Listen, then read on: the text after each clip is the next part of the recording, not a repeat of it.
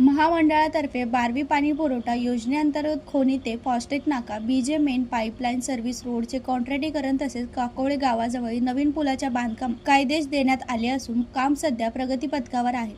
काकोळे गावातील जुना व जीर्ण झालेला पूल निकषित करून त्या ठिकाणी सुरक्षित व भक्कम नवीन पुलाचे बांधकाम हाती घेण्यात आले आहे। वाहतुकीची सुरक्षता आणि भविष्यात अपघात टाळण्याच्या दृष्टीने हे काम अत्यंत महत्त्वाचे आहे। हे काम मे 2026 अखेरपर्यंत पूर्ण करण्याचे नियोजन आहे।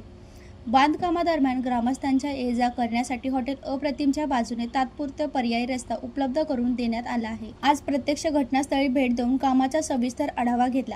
संबंधित अधिकाऱ्यांना स्पष्ट निवेदन दिले आहेत की पुलाचे व रस्त्याचे काम गुणवत्तापूर्ण आणि लवकरात लवकर पूर्ण करावे। कामात कोणतीही दिरंगाई सहन केली जाणार नाही।